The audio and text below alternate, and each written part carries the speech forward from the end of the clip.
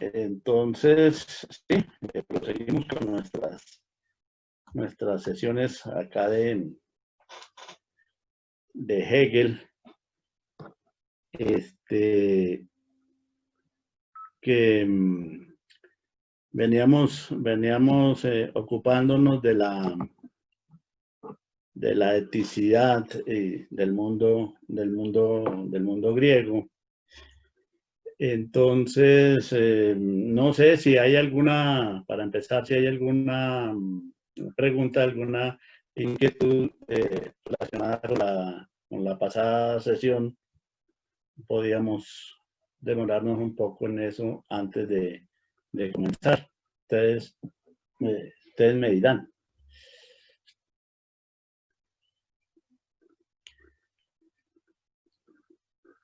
O si no, comenzamos.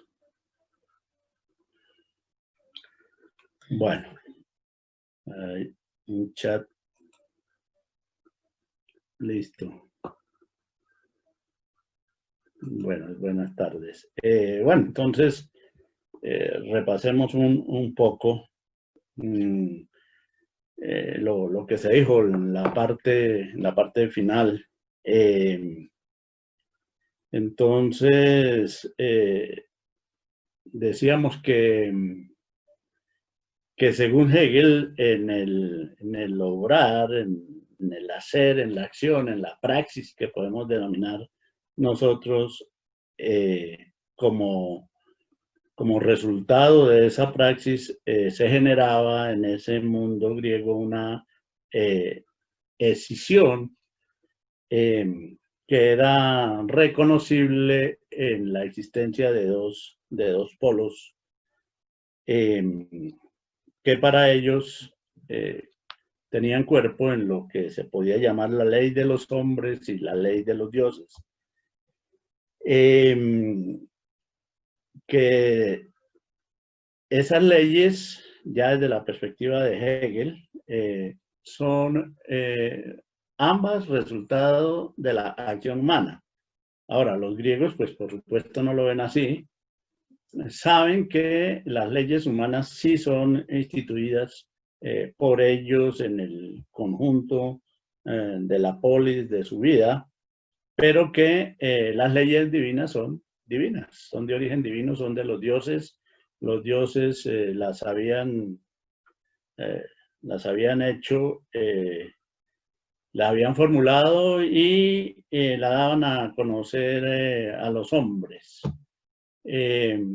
Básicamente, pues eso está inscrito todo en lo que se llamaría la sabiduría trágica, que tiene más o menos su presencia en la época que se conoce con el nombre de época arcaica griega. Esa época que va desde finales de la Edad Oscura griega, digamos desde el siglo VIII, VII, hasta el siglo VI, pues donde se arma toda esa mitología de ellos, referida a periodos anteriores a esa edad oscura, como dice Homero, a una época anterior a la llegada de los dorios, y que es sumamente importante pues para ellos, porque es la que los caracteriza y los define, en la que se formaron, pues gracias a Homero inicialmente, a Hesiodo, luego y en general a toda la mitología existente. Para los hombres, esas leyes constituyen, en particular la humana, la real sustancia ética.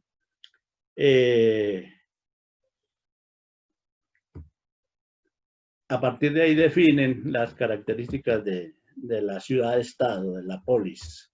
Pero como también existe la familia, esas leyes están también las leyes de la familia pues son las leyes de origen divino, y entonces imperan fundamentalmente para ellas a partir de la naturalidad de lo que significa la familia en el sentido de ser el espacio primero del nacimiento y al final de los individuos, de la muerte de los individuos, pues el reconocimiento funerario, por un lado.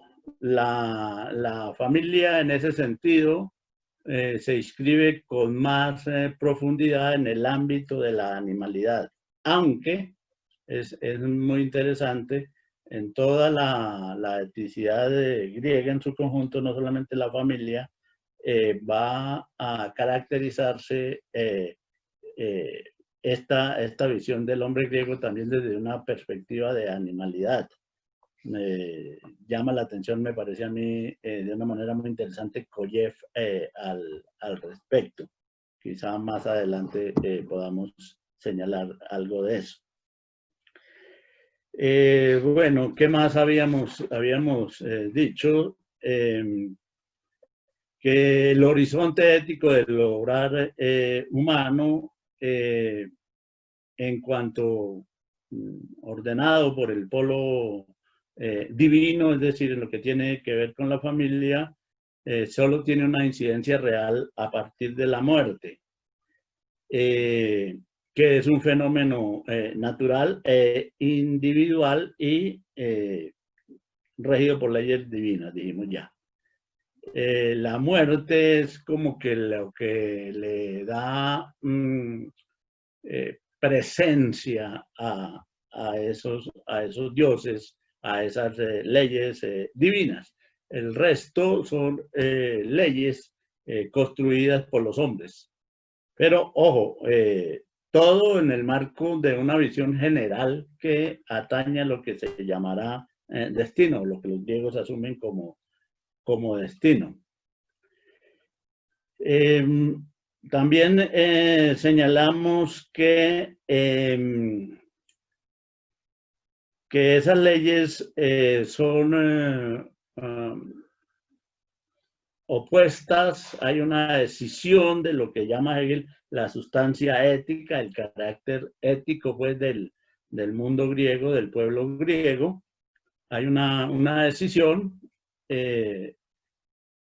en cada una de esas leyes, pero que esas leyes ellas mismas están divididas por esa decisión. Entonces, habíamos señalado que la ley humana también está influida y determinada por la ley divina, y al revés.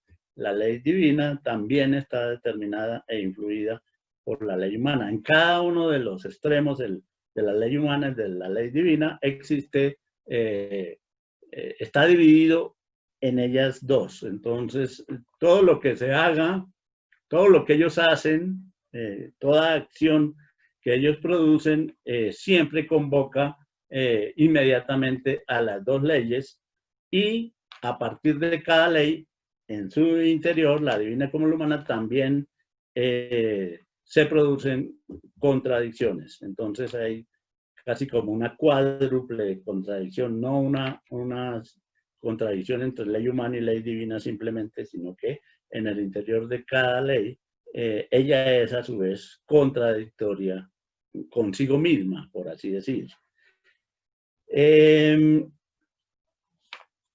Entonces, hay varios aspectos que habría que mirar. Y para eso, pues, yo creo que podemos acudir al texto de la fenomenología para hacer algunas aclaraciones. Ya leímos un párrafo, un par de párrafos, un par de textos relativos a la muerte, y sobre ellos volveremos. Entonces,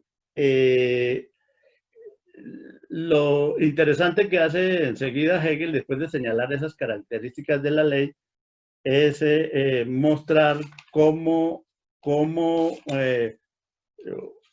la una pasa a la otra y la otra a la una, cómo se establecen tránsitos y al final cómo colapsan, por así decir, esas circunstancias.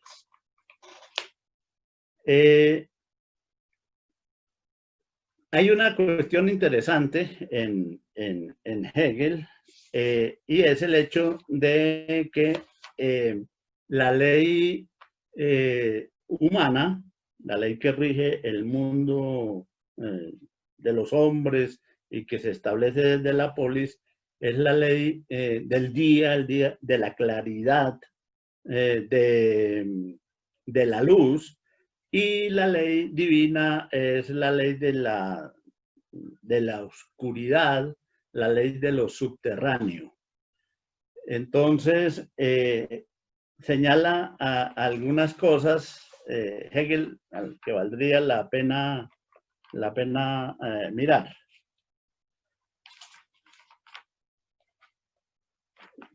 Que es, por ejemplo, el aspecto de que de todas maneras, lo humano sabe que tiene que fundamentarse en lo divino. Y entonces están estas frases. Se trata también, recuérdese, de la diferencia entre hombres y mujeres, la diferencia de los sexos.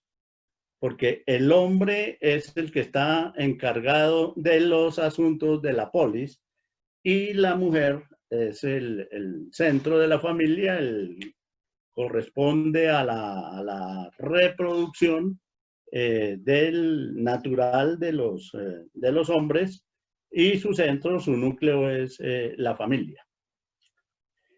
Entonces, es una diferencia también, fíjense, no solamente entre ley humana, ley divina, sino en el interior mismo de la sustancia, esa diferencia entre los sexos, dice Hegel.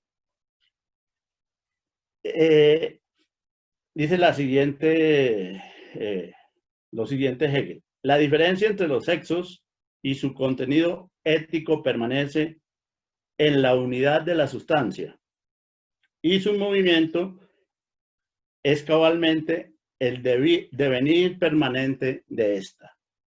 O sea, la sustancia, lo que es en el caso de lo ético de lo humano, está escindido acá en los sexos, y esa es su forma de devenir natural.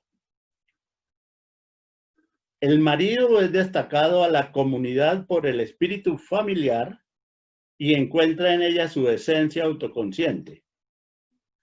Así como la familia encuentra así en él su sustancia universal y su subsistencia, así la comunidad encuentra en la familia, a la inversa, el elemento formal de su realidad, y la ley divina su fuerza y su convalidación. La familia permanece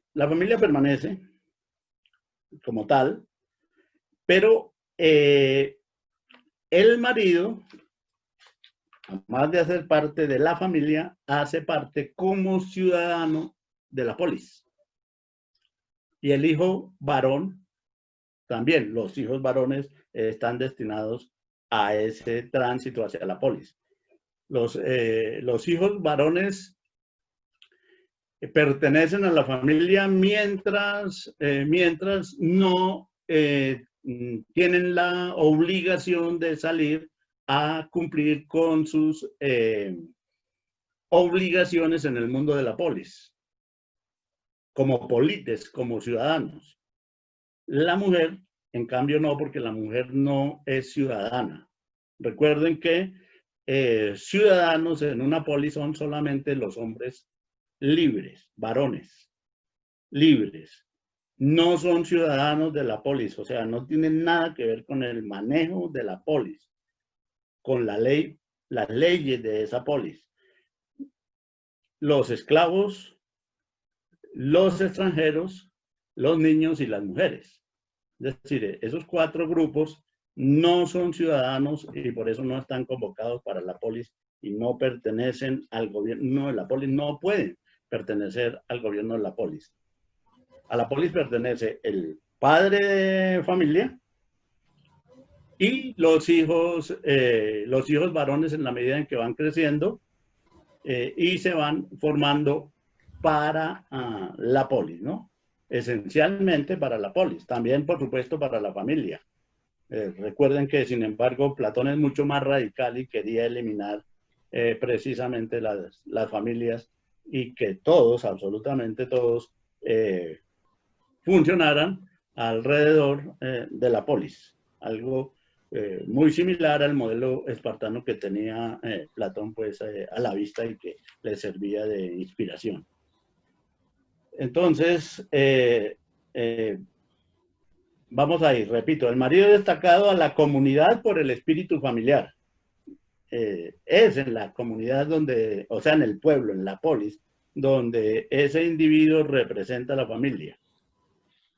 Y encuentra en ella su esencia autoconsciente, así como la familia encuentra así en él su sustancia universal y su subsistencia, así la comunidad encuentra en la familia, a su vez, a la inversa, el elemento formal de su realidad y en la ley divina su fuerza y su convalidación. Ninguna de las dos es por sí sola en y para sí. Son en sí, si se quiere, pero no son en sí y para sí. La ley humana parte en su movimiento vivo de la divina. La ley vigente sobre la tierra, de la ley subterránea, lo consciente de lo inconsciente, la mediación de la inmediatez y retorna asimismo al lugar de donde partió.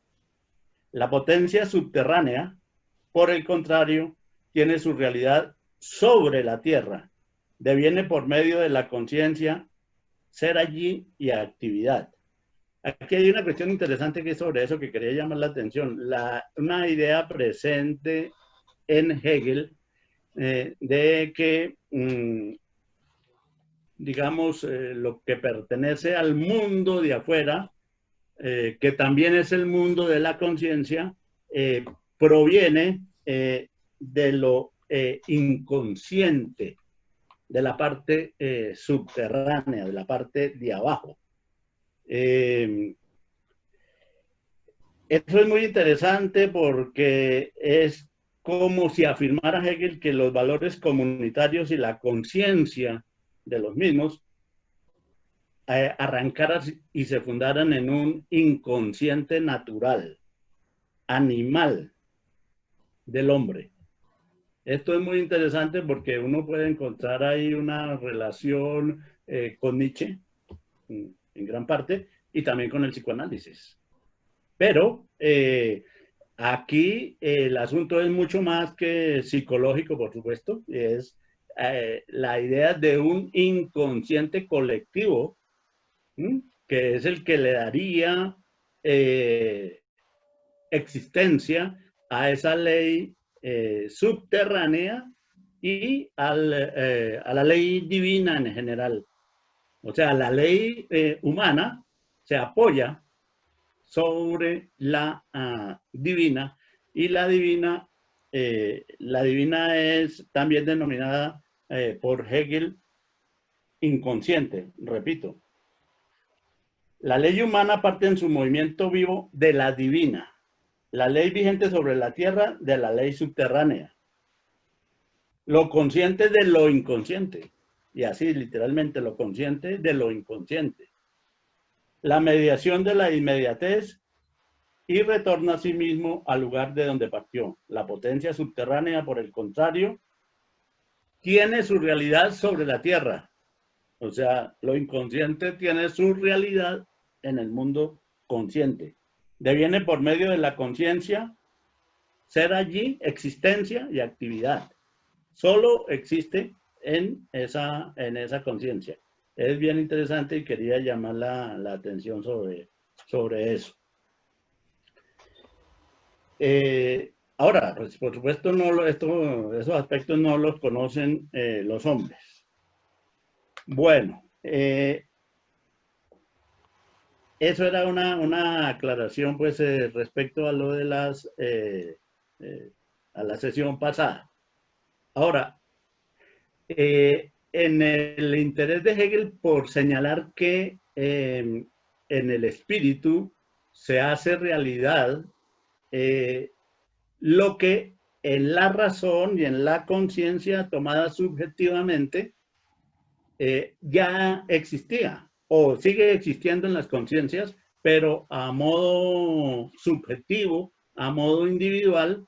En cambio, en el espíritu, en el capítulo del espíritu, ya Hegel ha señalado al comienzo que estos momentos equivalen a los anteriores que eran subjetivos, pero que ahora no son figuras de la conciencia, sino son figuras de la realidad, del mundo. Y entonces aquí hay un párrafo relativamente largo que hace una relación perfecta y explícita entre lo que es la presencia real del espíritu y la relación que esa presencia real del espíritu tiene con, o sea, objetiva del espíritu, y la relación que esa presencia objetiva del espíritu tiene con la razón subjetiva. Entonces es muy interesante. Recuérdese que en la sesión pasada hubo un momento en que dijimos que en el espíritu se repiten en la realidad una serie de características que ya había estudiado Hegel en los primeros capítulos, y que, por ejemplo, lo primero que se tiene en el mundo ético es una percepción de las sustancias éticas.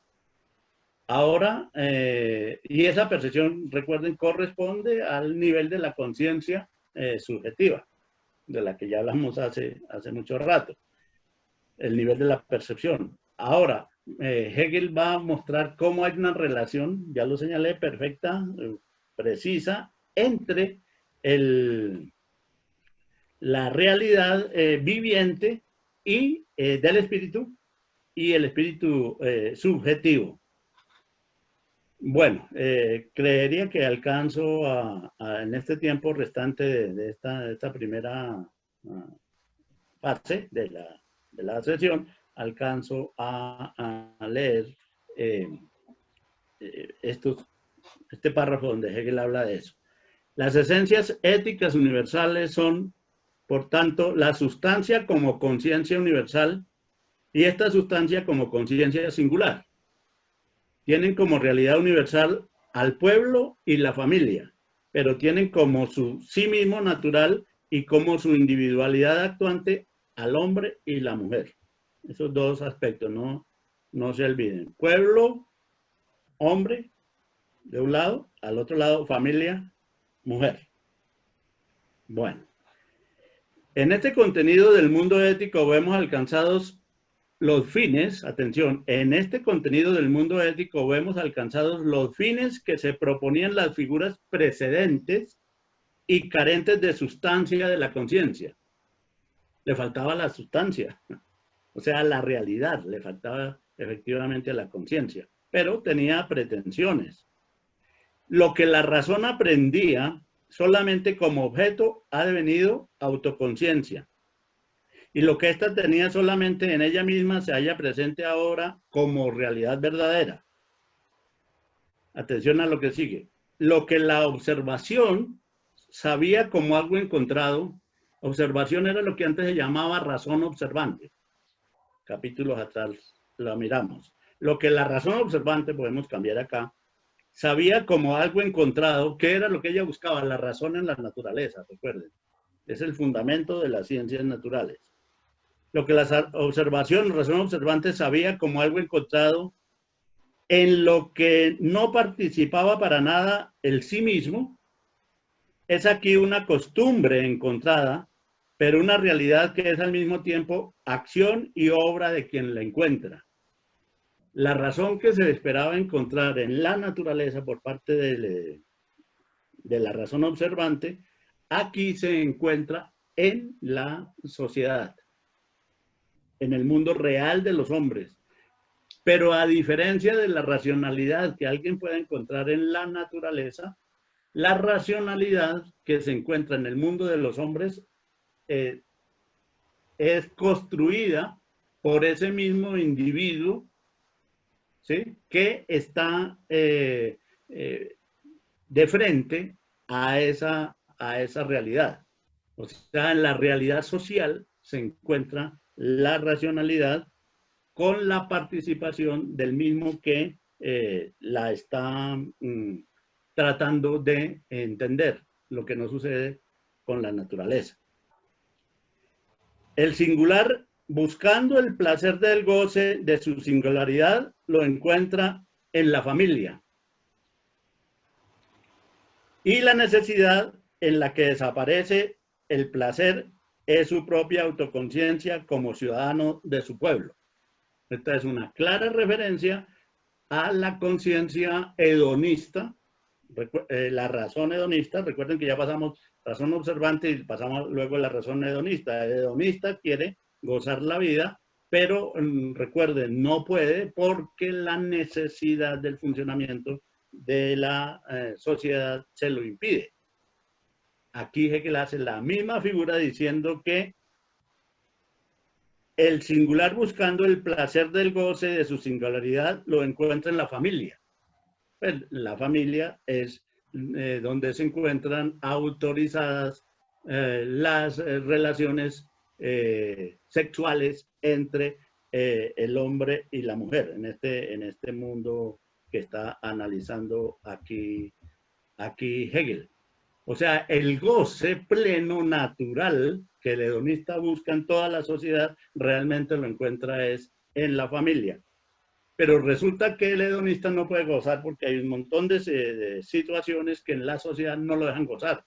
Y aquí dice Hegel la necesidad, el equivalente a esa necesidad abstracta que no se sabía realmente en qué puede consistir, es en este caso el que el placer desaparece en la función de ciudadano, de polites, de una polis. Repito, el singular, buscando el placer del goce de su singularidad, lo encuentra en la familia. Y la necesidad en la que desaparece el placer es su propia autoconciencia como ciudadano de su pueblo. O en otras palabras, es esto.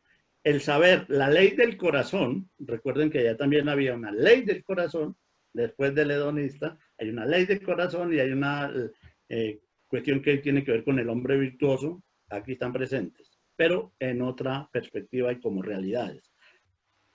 La ley del corazón como la ley de todos los corazones, la conciencia de sí mismo como el orden universal reconocido. Es la virtud que goza de los frutos de su sacrificio. Produce aquello a lo que tiende a saber, el destacar la esencia como presencia real y su goce en esta vida universal. Finalmente, la conciencia de la cosa misma, o sea, la parte final de la razón, del capítulo de la razón, se satisface en la sustancia real, que contiene y mantiene de un modo positivo los momentos abstractos de aquella categoría vacía del capítulo de la razón. Tiene en las potencias éticas un contenido verdadero que ha pasado a ocupar el puesto de los preceptos carentes de sustancia que la sana razón quería dar y conocer. Y de este modo posee una pauta de examen plena de contenido y determinada en ella misma. El examen no de las leyes, sino de las conductas. Recuerden que antes, en el capítulo de la razón, hay una conciencia examinadora de leyes. Aquí ya no se trata de examinar leyes en abstracto. Aquí se trata de examinar conductas reales frente a la ley. O sea, esto más adelante se va a volver más denso aquí dentro de este mismo capítulo para Hegel decir que es una cosa es la realidad, otra cosa es el mundo de la conciencia y el mundo de la teoría. Entonces va a ser una clara diferenciación lo que se va a producir y este es el contraste entre el espíritu realmente existente y, o sea, objetivo, y el espíritu subjetivo de los capítulos anteriores de la fenomenología. Entonces decíamos que las pretensiones abstractas de la conciencia subjetiva se hacen, perdón, aquí en el espíritu objetivo en realidades verdaderas y concretas. El auténtico objeto de la razón es la autoconciencia ética y esta es la que constituye la verdadera realidad en el mundo griego. La razón que buscaba o que busca la racionalidad en el mundo la encuentra en realidad en su propio obrar. Es el propio obrar el que le muestra a los hombres la razón. La pretensión racional del placer, porque esa es una pretensión racional, es una decisión que se toma de vivir la vida, para vivir la vida, a partir del hecho de que se reconoce en el nivel de la razón, se reconoce qué sé yo, la transitoriedad de la vida. Entonces, decíamos allá que la posición de esa razón subjetiva es algo así como vida no hay sino una y hay que gozarla. Entonces, es una pretensión racional. Y esa es la que se hace, que es la búsqueda del placer. Y esa se vive, se puede gozar en la vida familiar, dice Hegel, analizando a los griegos, y la necesidad que obstaculizaba ese placer se encarna en la realidad de pertenecer a un pueblo y ser ciudadano de ese pueblo, de esa comunidad. La ley del corazón es una conciencia universal, no una mera pretensión de imponer la marcha de la sociedad.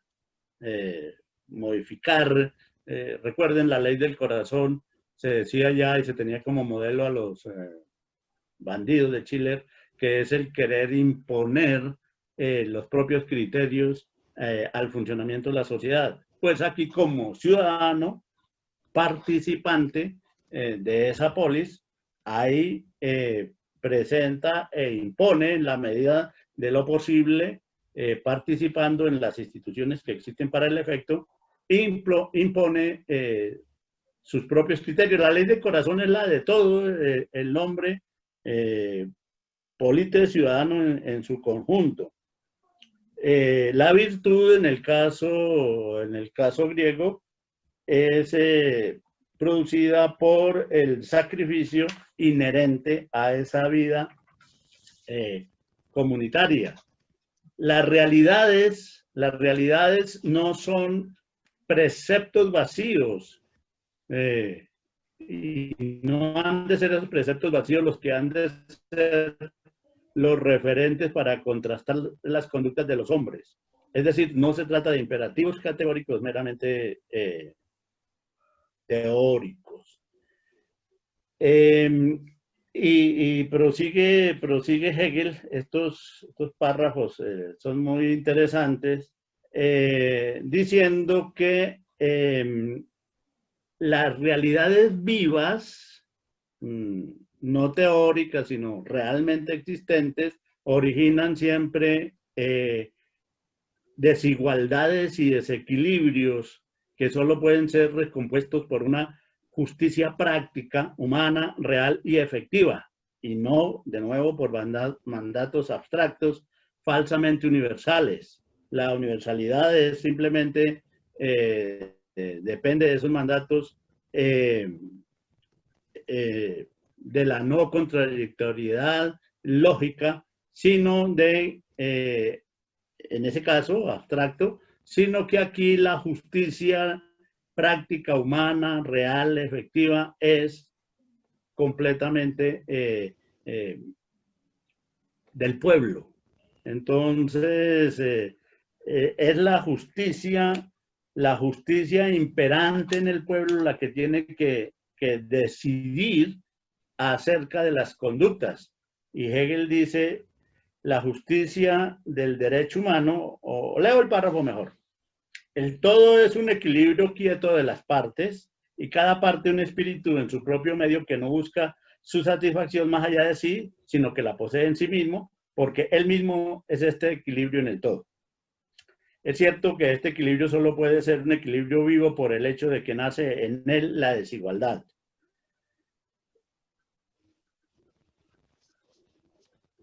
Que la justicia se encarga de reducir de nuevo la igualdad, pero la justicia no es una esencia extraña que se halle en el más allá, ni la realidad indigna de ella, de mutuos ardides, traiciones, ingratitudes, etcétera, que a la manera de lo contingente carente de pensamiento, ejecutara la sentencia como una conexión al margen de todo concepto y una acción u omisión inconsciente.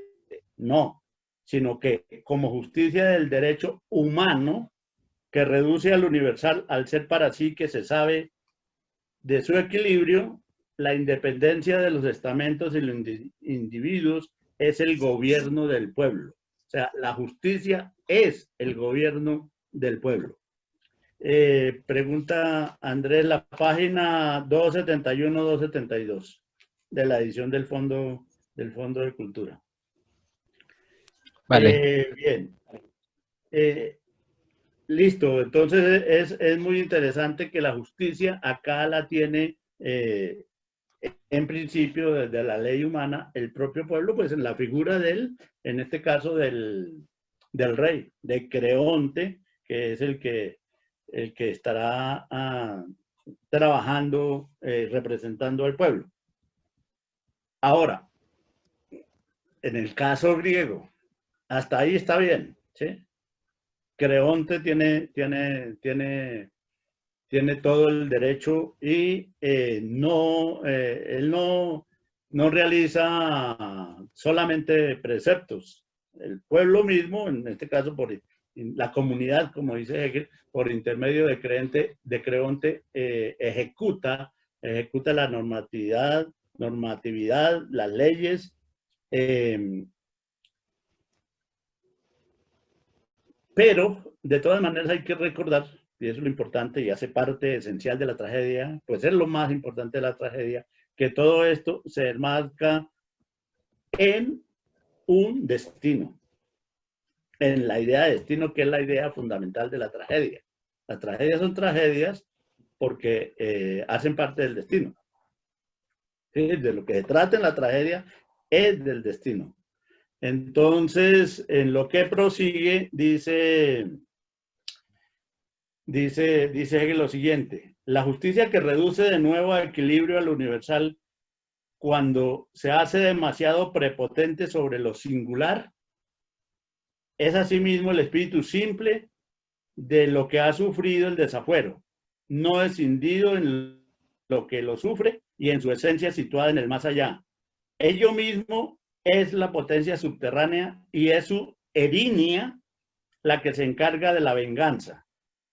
Las erinias, y esto es importante, las erinias son las diosas encargadas de castigar las faltas que los hombres cometen en el decurso de su destino.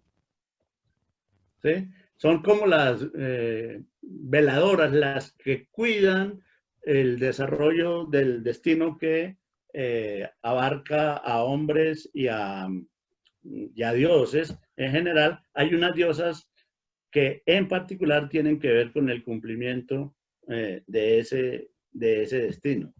Entonces, y esas diosas pues desarrollan la ley divina. Y eso está muy ligado a la familia, como ley divina, son leyes fundamentales para la familia y leyes muy importantes para la mujer, en ese caso, ¿no? A propósito de una relación con algunas cuestiones sobre cómo se sabía o podía saber Hegel del funcionamiento de las familias en el mundo griego, pues esto se ve pues que es el mismo Hegel el que realiza ese estudio. Pero después de Hegel, parece que el asunto, la preocupación, es posterior a 1860, o sea, 30 años después de la muerte de Hegel.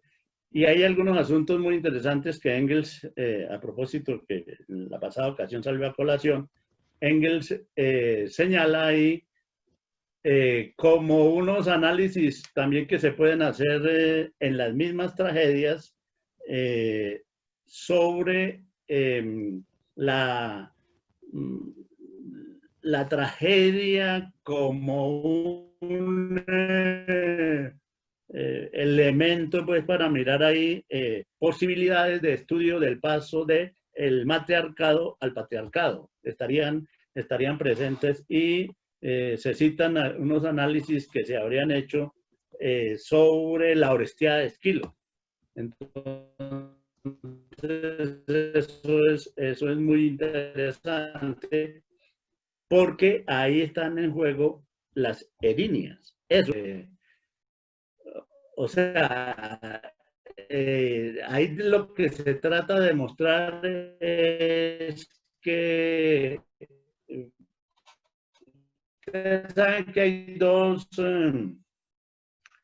¿cómo decimos? Dos grupos de varios, los titanes existentes pues anteriores a Zeus, anteriores a los olímpicos, que son precisamente los que están dirigidos por Zeus.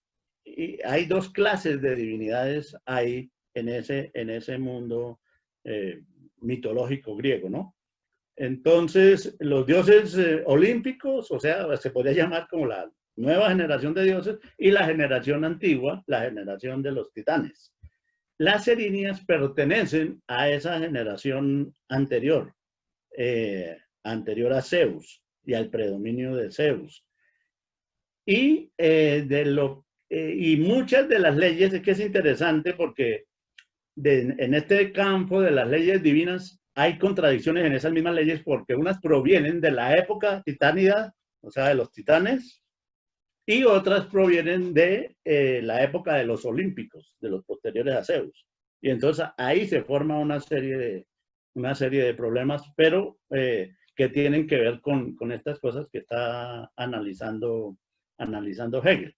Y entonces el papel de las erinias es fundamental porque ellas están presentes en el desarrollo de todas estas tragedias. En el caso de la Orestiada, recuerden pues, que se trata de una trilogía. Primero es Agamenón, la segunda es Orestes y la tercera son las Euménides, o sea, las mismas erinias, pero que cambiaron de nombre, empezando por ahí. Ya en Esquilo no son simplemente las erinias, sino son Euménides, o sea, buenas divinidades, un nombre colocado tendenciosamente.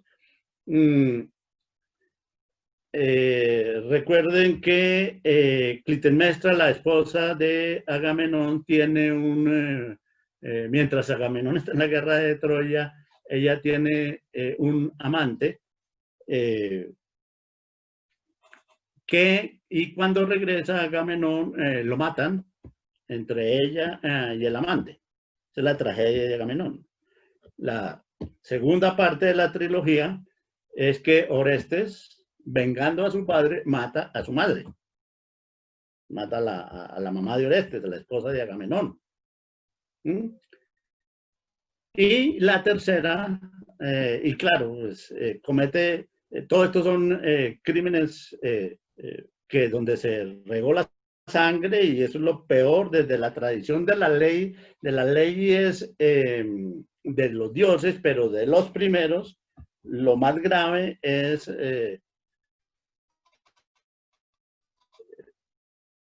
crímenes donde haya sangre, ¿sí? Porque hay unos crímenes no tan graves como donde hay sangre, primero. Y lo otro es, los crímenes más graves son los donde hay consanguinidad, precisamente. Entonces, primero se produce un pues la muerte de Agamenón, la esposa Clitemnestra lo mata en compañía de su amante, lo matan, y luego Orestes mata a su propia madre, vengando al padre, a Agamenón, que era el papá de Orestes. Y la tercera tragedia de la trilogía es la persecución que las Erinias, precisamente las Erinias, hacen sobre Orestes, porque le tienen que cobrar el mayor crimen de todos. Y la defensa de las Erinias es principalmente una defensa que tiene que ver con la mujer. O sea, el centro ahí en ese momento es la mujer. Y la persecución a Orestes es por haber matado a la mamá, que es una mujer. Es la mujer y es la mamá. Porque Orestes se queja y dice, pero ¿por qué me persiguen a mí? A mí nomás y fundamentalmente a mí, y no los persiguieron a ellos como tal, sobre todo a ella, que comete un gran crimen porque mató a su esposo, o sea, a Agamenón. O sea, lo importante, fíjense que es el crimen casi que contra ella misma, porque mató a su esposo, o sea, al esposo de ella. La importante es ella y lo que es de ella. Y ella mató a su esposo, mató sí, al esposo y al papá de su hijo. ¿Sí? O sea, el asunto es en relación con... ella era la mamá y mató al papá de su propio hijo. Entonces, no, el crimen es grande, no porque haya matado al otro, sino porque se afectó a ella como mujer. Y entonces la respuesta de las Erinias dice, pero es que el esposo no era sangre de ella, no era su propia sangre. En cambio, usted sí, Orestes sí, mató a alguien que era de su propia sangre y el crimen es mucho más grave. Y por otro lado era la mujer, ¿no? Entonces Orestes está absolutamente perdido. Si no es ¿con qué dioses? Con los dioses antiguos. Si no es porque a favor de Orestes intervienen Apolo y Atenea, que son dioses nuevos, Orestes está perdido. Entonces, gracias a Apolo dice, bueno, este es un problema gravísimo y propone que lo resuelvan los hombres. O sea, es un problema que no lo pueden resolver los dioses desde ese punto de vista. Y entonces es un problema que lo resuelva el Areópago, o sea, los hombres. Los hombres votan, quedan empatados. Y entonces Atenea, que la Orestes. O sea, viene la opción hacia lo masculino. Femenino. Entonces, es muy interesante. Favorece a Orestes. Y en adelante, esos crímenes, todos esos delitos y crímenes serán juzgados por los hombres. O sea, son los hombres los que tienen el derecho a hacer esos juicios, no los dioses, por disposición misma de Atenea, ¿no? O sea, los nuevos dioses, en el tránsito de los antiguos dioses a los nuevos dioses, hay un tránsito también del matriarcado al patriarcado, del derecho, dijéramos, femenino al derecho masculino. Y han de ser entonces esos hombres los que resuelvan esos problemas. A cambio de eso, Atenea dice, los hombres que antes les tenían un miedo terrible a las Erinias y las representaban como unas viejitas monstruosas, en adelante les van a rendir culto, como le rinden culto a Zeus y a todos los dioses nuevos, y las pone como al mismo nivel de los dioses nuevos, y los hombres en adelante les van a rendir, las van a rendir el culto a ella y se les cambia incluso el nombre. Pasan de ser las erinias o las furias, como la llaman los romanos, ¿sí? O sea, unas divinidades que para los hombres en general no son nada agradables, le cambian el nombre y las van a llamar las buenas divinidades, las Euménides. Por eso la tercera tragedia de la trilogía de Eurípides se llama así, las Euménides. Pero perfectamente se podría llamar las erinias. Pero, ¿por qué? Porque son las guardianas del destino. Entonces, eso es lo que aquí al nombrar Hegel las erinias también está mostrando una relación con un tipo de divinidades más arcaicas. Pues Hegel no hace esa distinción entre dioses antiguos y dioses recientes, diésemos posteriores, los olímpicos, pero es importante tenerla ahí presente. Bueno, eso pues hasta el momento. Entonces, en lo que seguiría, Hegel señalaría pues ese aspecto de que en este mundo griego las oposiciones de la ley divina y de la ley humana están en el marco del destino. O sea, no debemos olvidarnos de eso, porque si nos olvidamos de eso y terminamos haciendo, si uno lee Antígona o cualquier tragedia y se olvida de la noción de destino, se mete en unos líos en la interpretación de las tragedias. Entonces alguien puede leer Antígona y solidarizarse con Antígona o solidarizarse con Creonte, porque sería la mirada que nosotros tendríamos que hacer de los griegos, así en líneas generales. Pero no, como la ley divina están sujetas ambas al destino. Y eso cambia por completo las interpretaciones, ¿no? Bueno, y precisamente porque están sujetas al destino, en ellas no hay problemas de optar por una ley u otra. Creonte sabe que tiene que aplicar la ley de los hombres. Es su función, es a lo que él está destinado. Y Antígona sabe que tiene que aplicar la ley divina.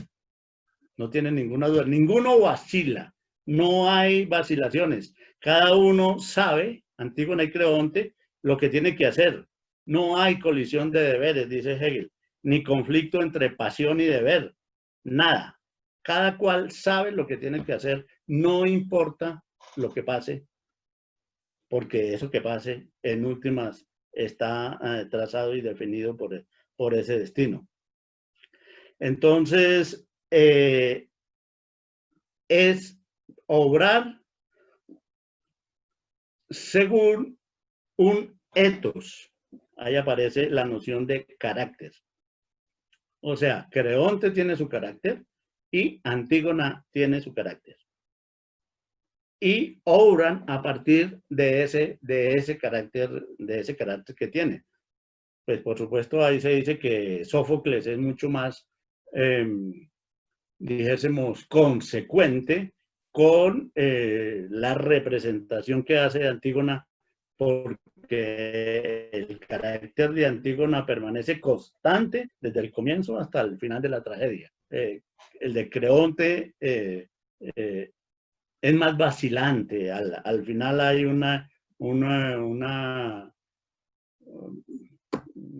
¿cómo llamaríamos? Un intento, o intento no, un lamento de arrepentimiento por las cosas que tal y como se han realizado.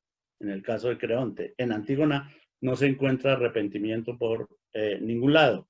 Entonces, en ese caso, se trata de la presencia del carácter, ethos propio de los individuos, que cada cual sabe lo que tiene que hacer. Ahora, lo acabamos de decir, cada cual sabe. Y al saber lo que tiene que hacer, Antígona, por ejemplo, sabe que está faltando a la ley humana. O sea, que ella es culpable. Existen dos cosas. Ella sabe que está faltando a la ley humana y en consecuencia sabe que lo que está haciendo está mal para la ley humana. Ella se ampara en la ley divina. Al pretender puedes enterrar o cubrir de tierra a su hermano. Sabe que está respaldada por la ley divina, pero con eso está desobedeciendo la ley humana, pero ella sabe que va a sufrir las consecuencias. Y al saber que, sabe esas dos cosas, Antígona no duda qué ley tiene que aplicar, Creonte tampoco, o sea, saben eso. Y son responsables, o si se quiere, culpables, de la ejecución de cada ley respectivamente. Pero en Antígona hay un ingrediente mayor y es la existencia del delito. Porque hay claramente, en el caso frente a la ley de los hombres, hay claramente la violación de la ley de los hombres. Entonces en Antígona hay culpa al mismo tiempo que hay delito. Entonces, ese es un elemento importante que hay que tener presente también en el análisis de esa tragedia. Todo el que obra en el marco de un destino, todo el que obra es responsable de lo que hace, ¿no? Completamente responsable de lo que hace. Y entonces hay un párrafo también muy interesante en la página 275, 276, pero voy a leer parte de la página 276 al respecto. Profe, en este momento tienes muy bajo el internet. No sé si nos Porque es muy quede mejor. interesante. Que en este momento tienes el internet muy bajito. Entonces no sé si nos quedaría Sí, mejor que cerraras la cámara y solamente tenerla por medio de audio, porque es el tuyo el que en este momento está molestando. bueno, entonces detengo el video. Sí, solamente la parte del video y ya pues Listo, puedes seguir listo, hablando normal. listo. Bueno, ahí creo. ¿Mejora algo? Sí, ya ahí alcanza. Es que cuando estábamos escuchando se alcanzaba a congelar un poco, bueno, se alcanzaba a quedar un poquito la voz, pero ya está funcionando bien. Bueno, no, sí, seguimos así. Entonces, bueno, no sé si hay alguna cuestión que no se entendió de lo anterior, pues podríamos, ahora que se oye mejor, repetir algo o aludir a algo. ¿Alguna pregunta a propósito de eso? Porque si no quedó claro, pues es mejor que aclarar.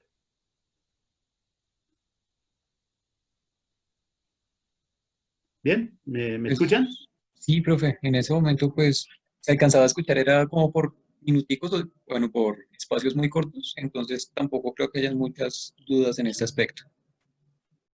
Bueno, ya ahora está mejor, me dice. Sí, señor. Bueno, entonces proseguimos.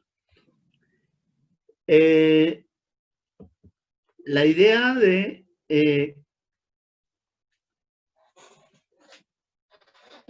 ya.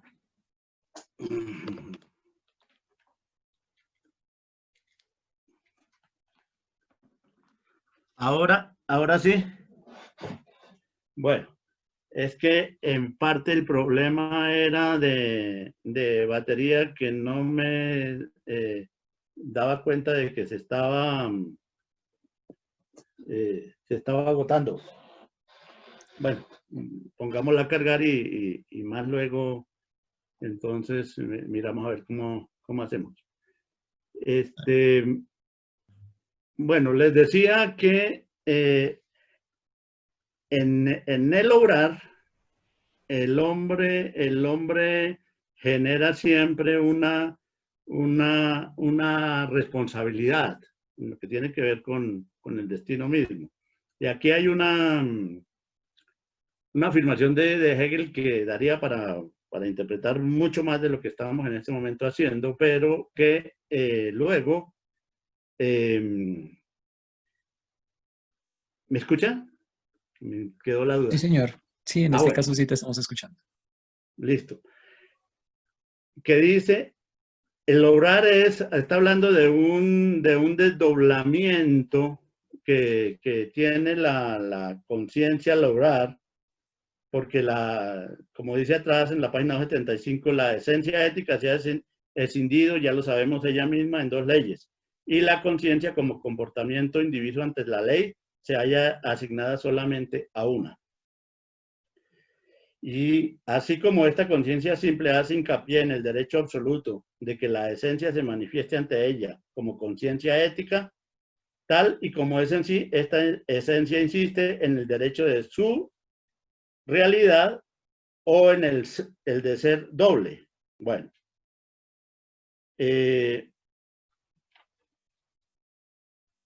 o sea que se trata de un desdoblamiento que se produce en la conciencia. La conciencia, la autoconciencia se convierte por la acción en culpa, pues la culpa es su obrar y el obrar su esencia más propia. Y la culpa adquiere también la significación del delito, pues como conciencia ética simple se ha vuelto hacia una ley y renunciado a la otra, que es lo que hace Antígona, infringiendo esta con sus actos. O sea, la idea de que el actuar en estos casos siempre genera una culpa. Y más adelante dice, el obrar es el mismo, este desdoblamiento de la conciencia, que consiste en ponerse para sí y en poner frente a esto una realidad exterior extraña. El que esta realidad sea depende de la acción misma y es por medio de ella. Esto que acabo de leer es absolutamente básico, me parece a mí, para la interpretación de Hegel en general. Es la que muestra que la acción, la praxis del hombre, tiene como características que es un ponerse a sí mismo y poner al frente, en todo obrar, es un obrar frente a algo y poner al frente algo ajeno a eso que él es, algo ajeno a él mismo, una realidad extraña. El que esta realidad sea así depende de la acción misma y es por medio de ella. O sea, es la praxis la que hace realmente esa separación.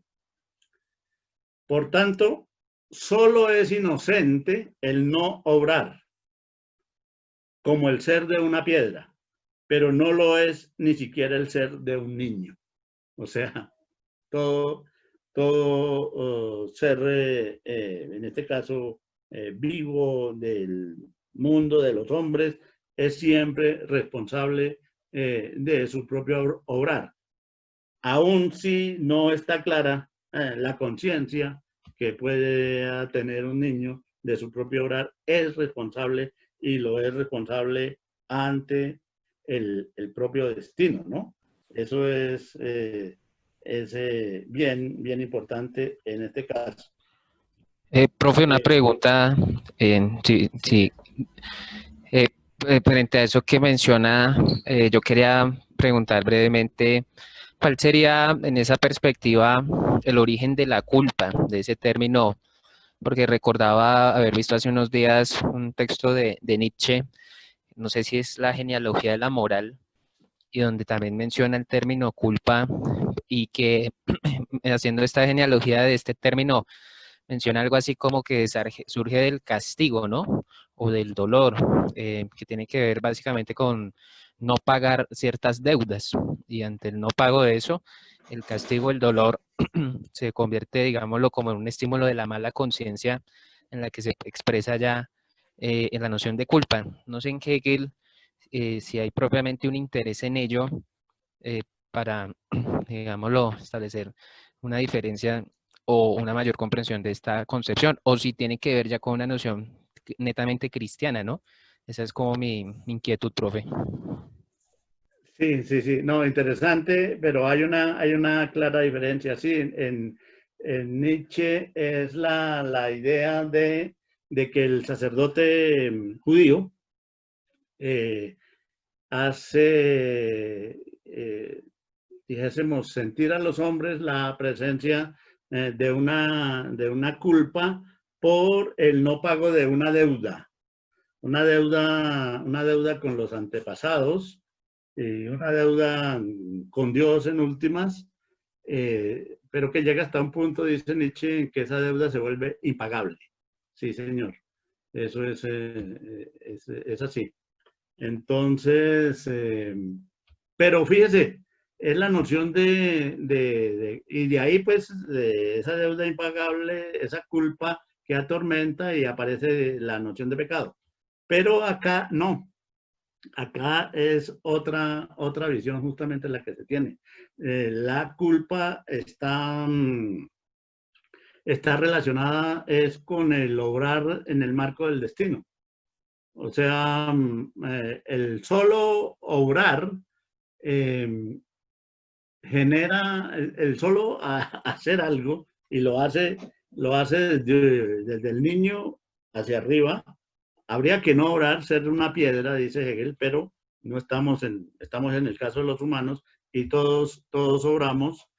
Entonces, por el solo hecho de obrar, hay una posición frente al destino, ya se hace, ¿cómo llamaríamos?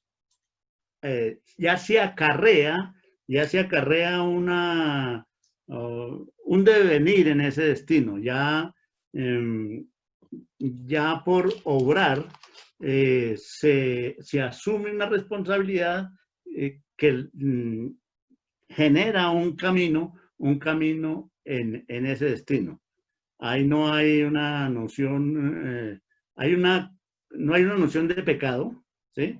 No hay una cuestión de pagable e impagable como en el otro caso, no, sino una cuestión de carácter, por así llamémoslo, objetivo. Cualquier cosa que usted haga le va a determinar un devenir en adelante con una determinada dirección. Entonces está esa posibilidad. En este caso son diferentes, precisamente. Es una gran diferencia entre lo griego y lo judío. Entonces decíamos para Andrés que es una diferencia bien interesante alrededor de la pregunta en relación con el mundo griego y el mundo judío. Entonces, acá esa culpa simplemente es la responsabilidad del obrar. Que ojo, había una cuestión interesante también en los griegos. Los griegos no tenían ese sentido de esa responsabilidad y sobre todo pues en la época anterior, y en el caso de Homero está, se le atribuía directamente a los dioses la responsabilidad del obrar de cada individuo, ¿no? Entonces, por ejemplo, cuando Agamenón, como comandante de la expedición de los griegos a Troya, se queda con una esclava que le pertenece a Aquiles y se descubre que esa es la causa de que a los griegos les esté yendo muy mal al sitiar a Troya entonces le preguntan a Agamenón que por qué hizo eso. Y entonces él dice simplemente que se enloqueció, que él no sabe por qué, que un dios lo enloqueció. Entonces existía la noción de até, llamaban ellos a esa locura inducida por los dioses. Después también tiene otro término para referirse a eso y ellos no se sienten culpables de nada. Y ese término es precisamente entusiasmo, ¿no? O sea, así en griego, entusiasmo, el tener un Dios en el pecho que lo enloquece a uno y lo hace hacer cosas que uno no es responsable de las mismas. Entonces, no existe en ese momento esa noción de culpa. Aquí lo que está analizando Hegel está mostrando que de todas formas, frente al destino sí hay una responsabilidad generada por el propio actuar de los individuos.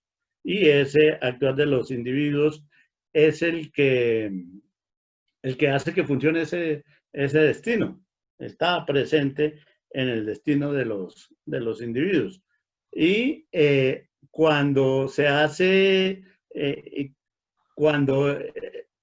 se hace lo que se hace violando una disposición, una ley, ya no solamente hay la culpa, sino que se comete un delito. Pero ojo, eso también es interesante tenerlo en cuenta. No siempre se sabe.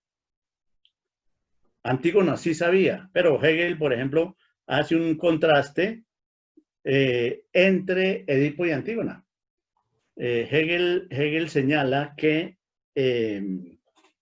Edipo no sabía de sus acciones. En cambio, Antígona sí.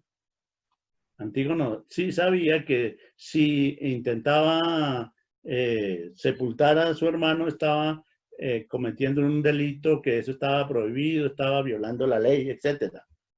Edipo, cuando mató a su padre, que lo agredió a él no sabía que era su padre. Cuando se casó con Yocasta, Edipo no sabía que ella era su madre.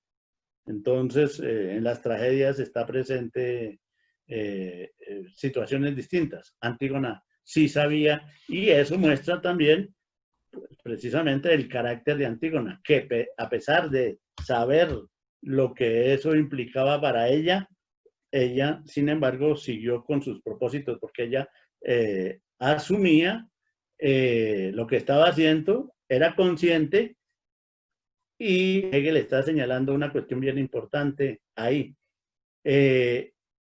Lo de Antígona es interesante porque con su acción está propendiendo porque lo ético sea efectivamente real, ¿sí? O sea, que el comportamiento ético de los individuos, en este caso, tenga una plena realidad. O sea, que lo ético no sea una aspiración, un deber ser, sino una realidad efectiva. Pero, como sabemos, bueno, no sé, Andrés, si queda claro el asunto en relación con eso, o por lo menos las indicaciones de que se trata de dos mundos diferentes. Sí, sí, señor. Es como el marco en el que quizá se desarrolla el pensamiento griego, ¿no? Precisamente el tema del destino. De todas formas, sí sería interesante como mirar también, profesor, eso de la tragedia, ¿no? Yo no sé si en Hegel precisamente la tragedia es precisamente eso que usted ya había mencionado anteriormente, una posibilidad de ahondar más o fue ese esfuerzo de ahondar más en lo que podría ser una caracterización de lo humano, ¿no? Entonces, eso por un lado. Y por otro lado, siendo eso como lo relevante en Hegel, otra vez como mirando esta distinción frente a lo que mencionó Nietzsche con el origen de la tragedia, ¿no?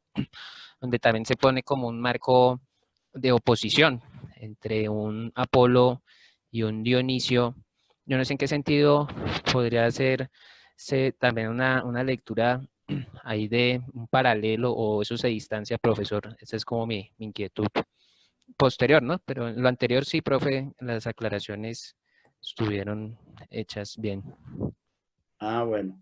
Sí, Yo bueno, sí quisiera, uy, qué pena, profesor. sí, Yo sí quisiera interrumpir porque, pues, aprovechando también que Andrés ya intervino y que estamos más o menos ya en una etapa de conversación y de cuestionamientos, porque, o sea, los pasajes que estamos leyendo aquí, esta parte del espíritu, en lo personal, a mí me interesan mucho por los temas que estoy investigando en mi tesis, que un poco el tema de la comunidad y Marx y cómo Hegel puede servir para entender los pueblos latinoamericanos.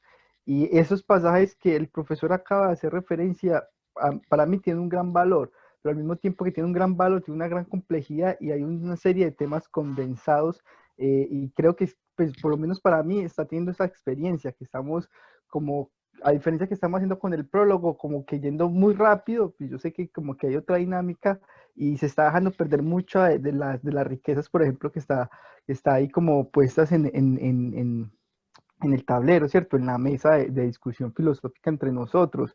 Por ejemplo, uno, el tema que tiene que ver con lo inconsciente y lo consciente, que el profesor me parece que acaba de responder una pregunta que yo ya tenía, hay que las elucubraciones del carácter de la palabra en alemán que utilizaría, por ejemplo, Freud, la que está utilizando Hegel aquí, pero esa relación entre la ley divina y la ley humana, como una relación entre lo consciente y lo inconsciente, pues para mí tiene una complejidad y pues precisaría como más desentrañar como que eso hay, y pues no estoy diciendo que el profesor lo pasó por encima, pero como que nos fuimos como que muy rápido en el asunto y yo todavía tengo como una serie de cuestionamientos sobre ese propio tema, por ejemplo.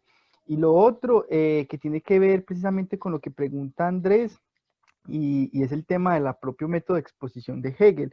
O sea, si bien él está poniendo la tragedia como modelo de la experiencia humana en el mundo, yo también veo que hay una especie de figura retórica también en esa consideración de Hegel, porque el trasfondo también de lo que se está colocando en ese momento con relación al carácter de la responsabilidad de lograr para todo ser vivo, ¿cierto? Y sobre todo para el ser humano en cuanto vida autoconsciente, sería propiamente esa consideración de la discusión con el imperativo categórico kantiano. O sea, cuando el imperativo categórico kantiano enuncia el deber como la ley externa, aquello que realmente difícilmente se efectiva, Hegel lo está problematizando a través de la figura, no sé si propiamente retórica, pero pues la figura discursiva y como modelo en la tragedia, como pues el profesor lo está exponiendo en este momento. Entonces yo tendría como que esas problemáticas, y eso que sin mencionar también el comentario que usted hace con relación al origen de la familia, la propiedad privada del Estado en Engels.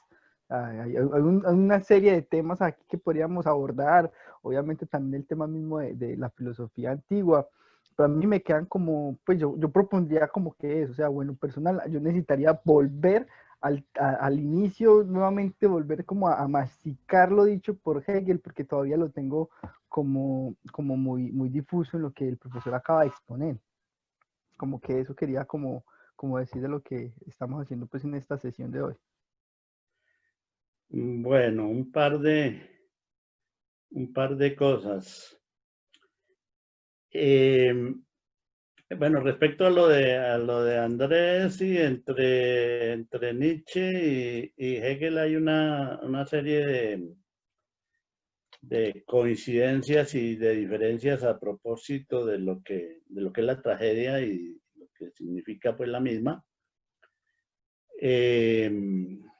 que yo creo que más adelante podemos decir algo. Yo les había dicho que tenía algunas cosas hechas a propósito de Gutiérrez Girardot, donde se puede establecer la visión de un Nietzsche dialéctico y de un Hegel trágico, por así decir, y yo creo que en próxima sesión podemos abordar algo de eso.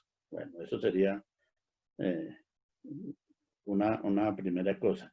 Ahora, esto de lo consciente y lo consciente ya en relación con lo que dice Amaru, sí, yo veo que hay un montón de cosas, pero a ver, la idea general del curso era una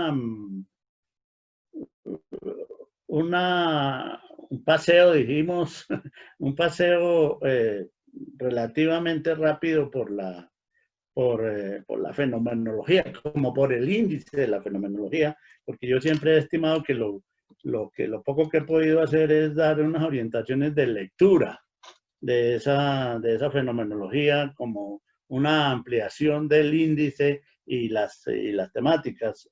No creo que haya podido hacer realmente más. Bueno, y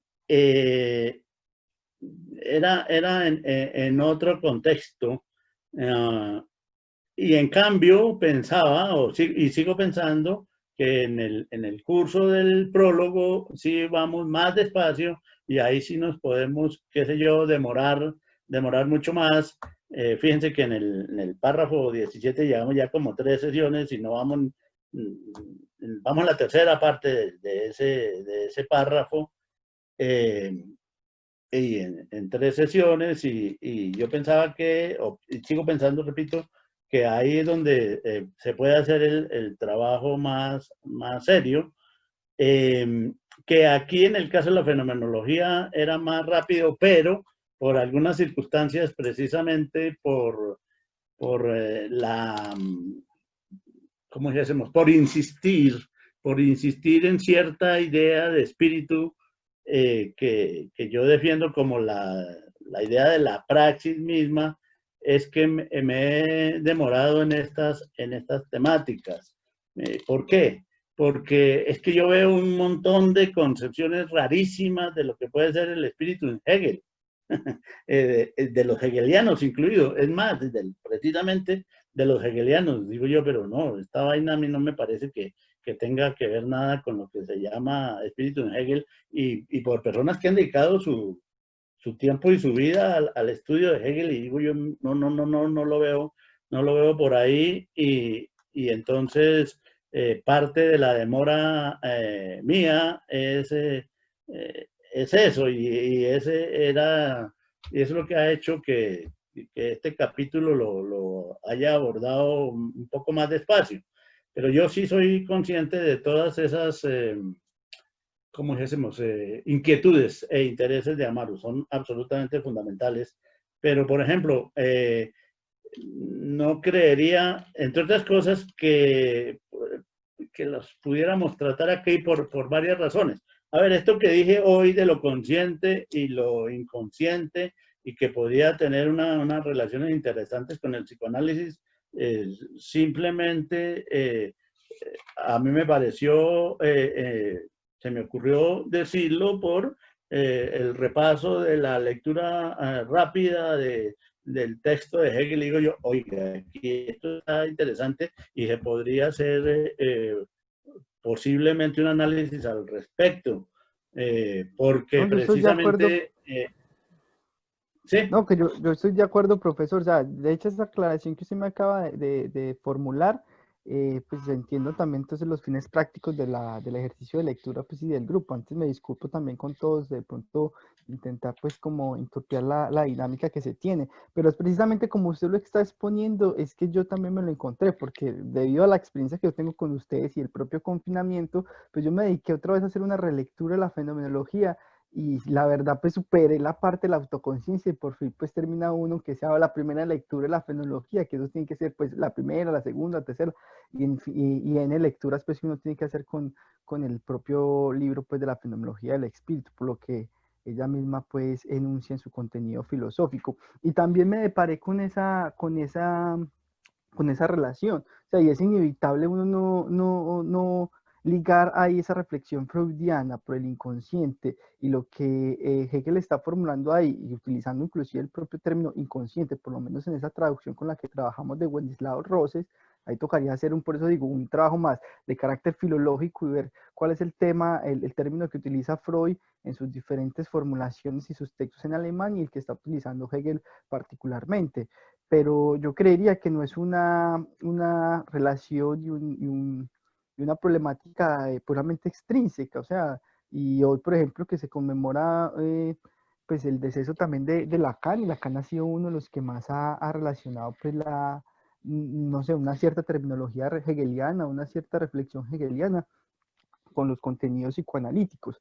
Eso por un lado, pero por otro lado también podríamos ver la propia pregunta que nos hace Andrés, o que pues está formulando Andrés, sobre la propia conciencia de culpa y el tema de lo trágico con esa formulación del inconsciente, porque en Pike cuando Hegel está haciendo esa relación entre la ley divina y la ley humana y definiendo también el carácter del destino de lo trágico, Freud también está enunciando precisamente lo que pues se llama el malestar de la cultura. Perdón, pues Hegel se hace referencia a esa problemática freudiana del malestar en la cultura.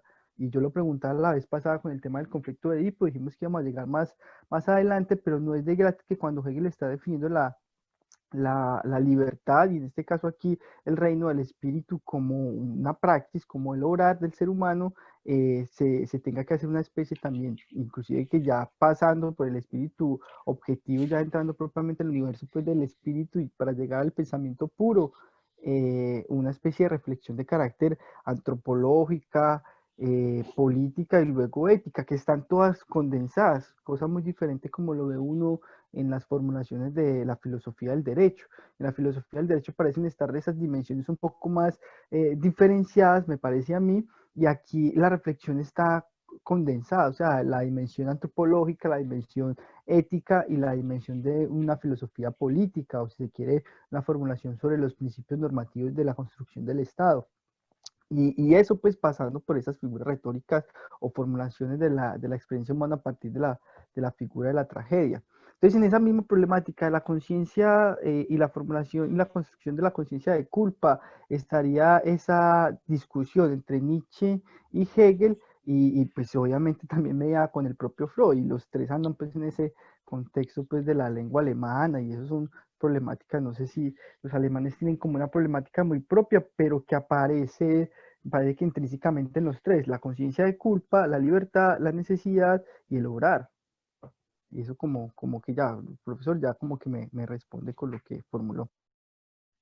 Sí, no, y bueno, por ejemplo, eso de Lacan es interesante porque vea, yo recomendaría, no me acabo de recomendar que para que se acerquen más a Hegel, léanse los textos de Koyev. El texto de Koyev es absolutamente clave y de ahí seguramente precisamente es que Lacan pudo haber, yo no conozco ese trabajo que pueda, pues sé que todo está relacionado, que hay muchas cosas relacionadas con Hegel, pero yo no me he puesto en ese plan, bueno, en parte también precisamente por aquellas cosas que les decía que no soy hegeliano y que, y que me centre por completo en todo el trabajo pues, de Hegel y en la investigación acerca de Hegel, no. Y cosas como lo del inconsciente es que yo veo y lo encuentro al pasar, pero no, salvo lo que puede estar en Koyev, que no identificaría, pero lo que sí sé que está en Lacan, yo no conozco otra gente que haya intentado relacionar cuestiones sobre el inconsciente y este espíritu hegeliano. Y por el contrario, a mí me pareció más interesante lo de Hegel porque es la idea de un inconsciente, pero no psicológico, sino de un inconsciente colectivo.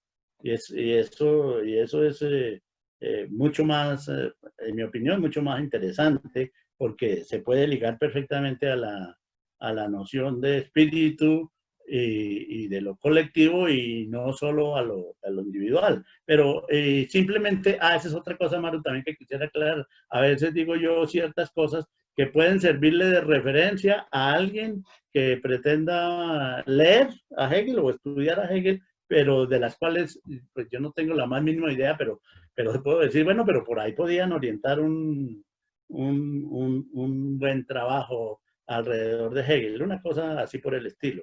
Es lo que quisiera señalar. Entonces, pues sí, ahí vamos y yo espero precisamente es eso, que a ustedes, escuchando estas, qué sé yo, no son interpretaciones organizadas, académicas, profundas de la fenomenología y del pensamiento de Hegel, pero a partir de ahí se interesen por Hegel, se interesen por estudiar a Hegel. Claro, eso a mí me parece lo más importante que uno puede hacer, las inquietudes que queden en ustedes. No otra cosa, porque no creo que se logre una aclaración, que con lo que nosotros hacemos se logre una aclaración de Hegel, sino que más bien les queden inquietudes a ustedes para trabajar. Es básicamente eso. Bueno, Diego, ¿esto se está oyendo bien ya con el video para...? Sí, señor, en ese momento se está oyendo sin problemas. Ah, bueno, listo.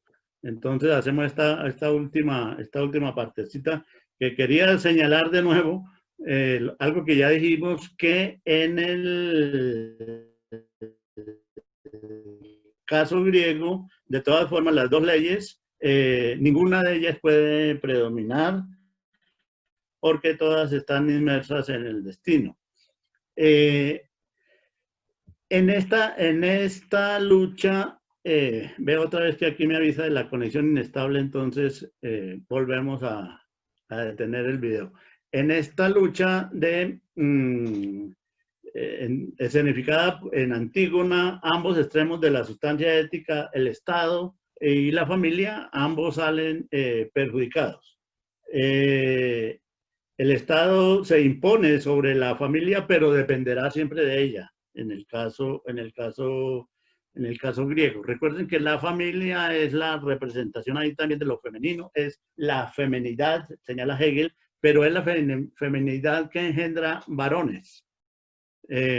Varones, ¿qué significa que engendre varones? Que engendra varones para la polis, y eso lo fundamental ahí es el papel que ellos juegan en la guerra.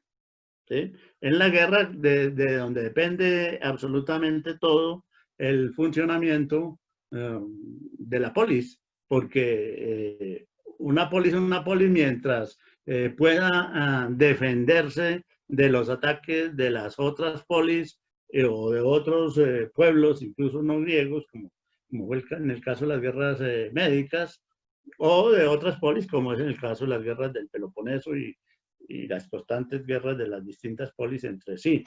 Entonces, el ejército está constituido por los varones y ellos son los que van a morir en esas guerras. Entonces Hegel hace notar cómo la familia solo es y tiene importancia en el marco de la polis a partir de la noción de la ley divina, pero en realidad no. Es también a partir de lo natural, porque es la que engendra los varones que van a luchar y a defender la polis, que es luchar y defender la libertad. Y son los que se enfrentan a la muerte a propósito de cualquier dificultad que ponga en peligro esa libertad.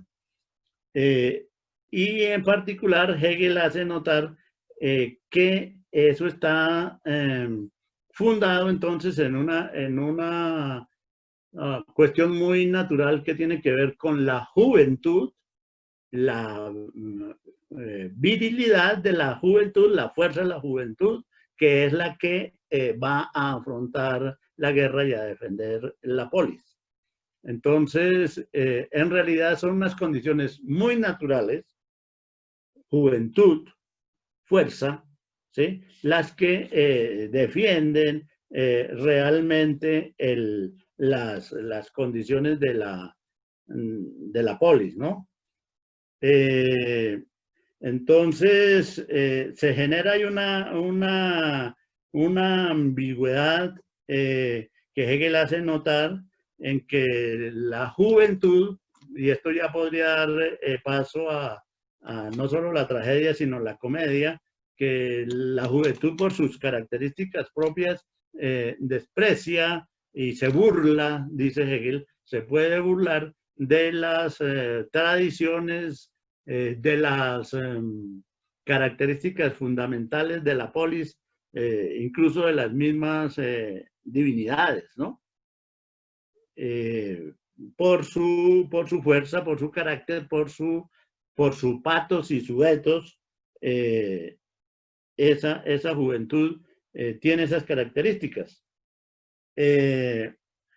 Entonces, como en últimas todo depende de la guerra, y en la guerra estará a cargo de la fuerza de la juventud, es decir, de algo natural, la esencia ética del mundo griego va a declinar, se va a ir a pique, dice Hegel. O sea, la situación de los griegos es insostenible, internamente es una sin salida.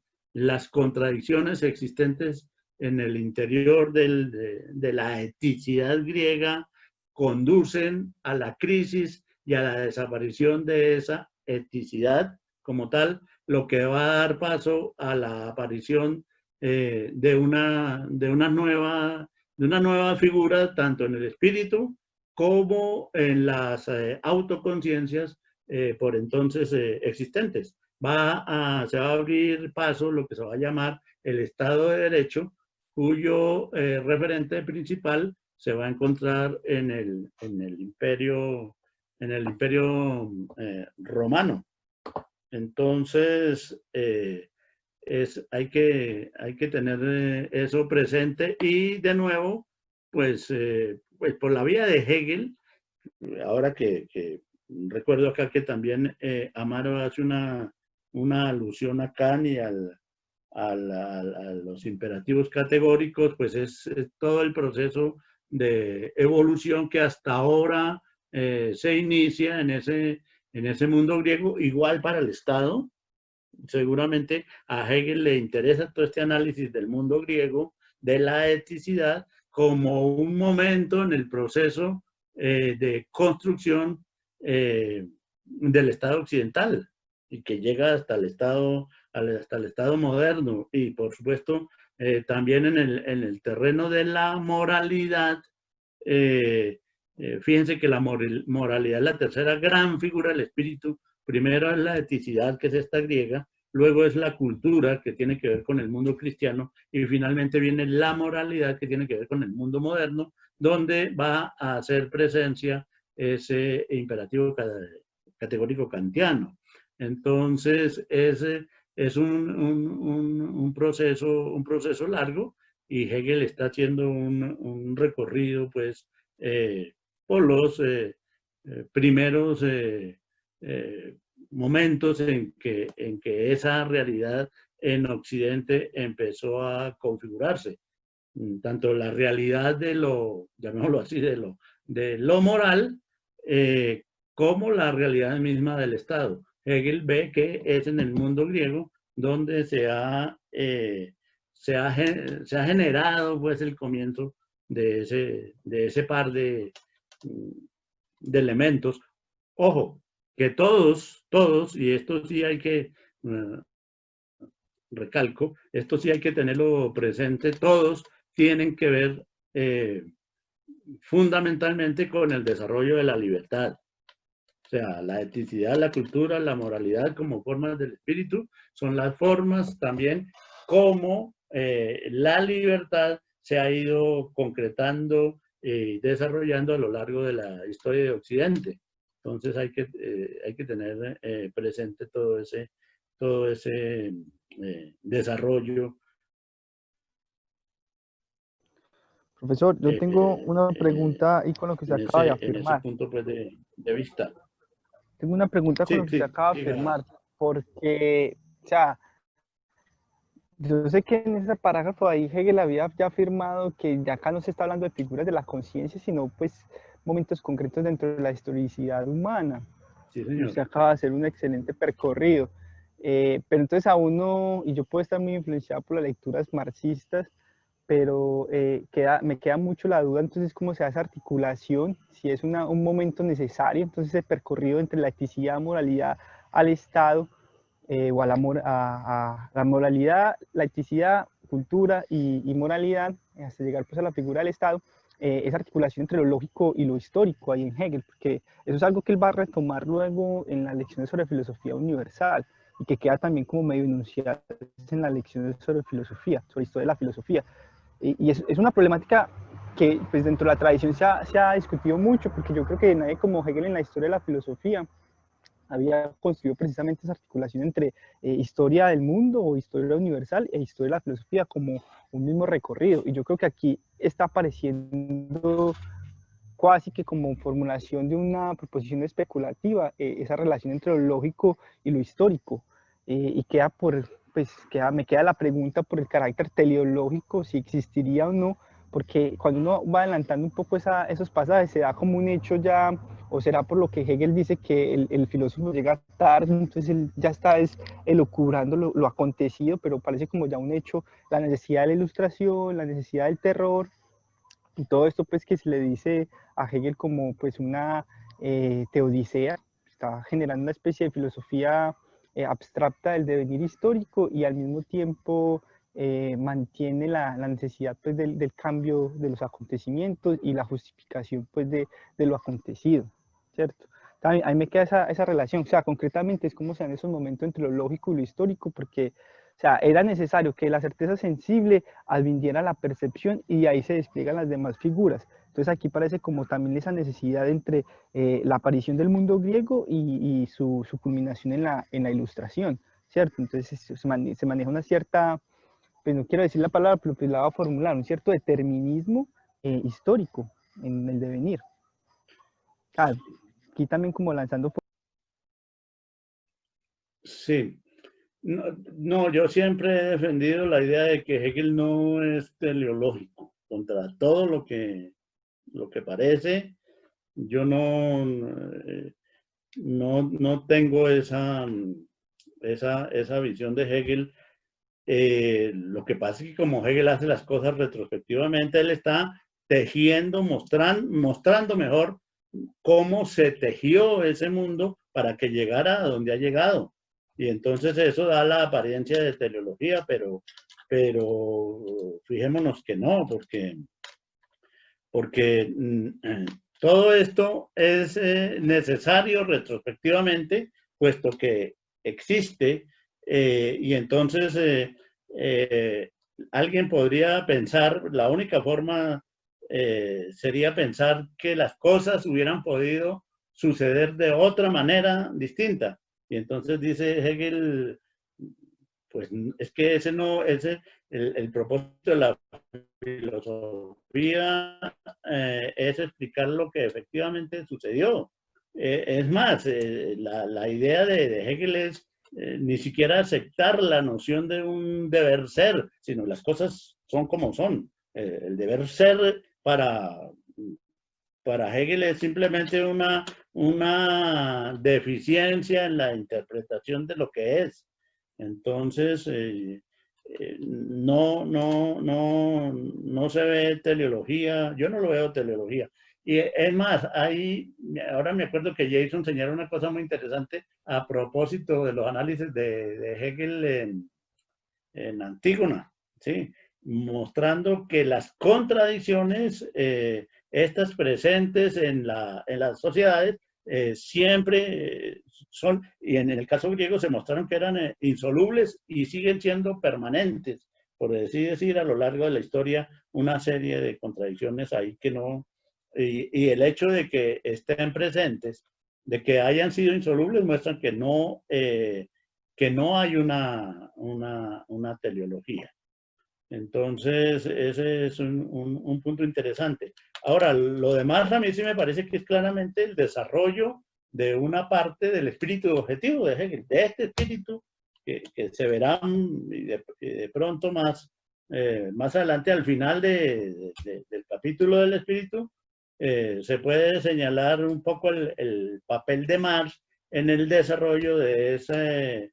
es un apéndice del pensamiento de Hegel en el caso del espíritu objetivo.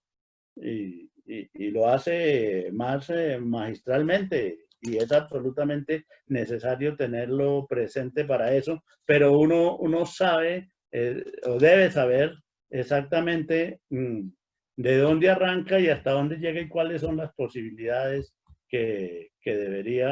con las que debe considerarse el pensamiento de Marx en el marco de este pensamiento más amplio que es evidentemente el de Hegel, aunque los marxistas puedan decir las cosas al contrario, pero eso sería desde un desconocimiento precisamente de Hegel, que es algo que a veces pasa en cierto marxismo. Bueno, Potencia propia para discutir, pero buena. ¿Cómo? Que muy buena respuesta, pero pues da para discutir Claro. por la cuestión misma que le digo que hay una interpretación que ya uno, como Marx es un apéndice de Hegel, pero le entiendo la idea precisamente, o sea, parecería como que Marx no llegó a esa parte del espíritu absoluto, sino que se queda desenvolviendo de forma, digamos, un poco más cientificista, si se quiere, con datos más de carácter histórico, no tanto hasta cierto punto lógicos, pues el desarrollo mismo del espíritu objetivo como tal, y no tanto una consideración del espíritu absoluto, o ese sería su propio principio metodológico, alejarnos de cualquier reflexión sobre un absoluto y empecemos a trabajar sobre lo concreto y guardando inclusive la metodología de vamos a revisar lo ya acontecido como lo que fue y no lo que debería ser.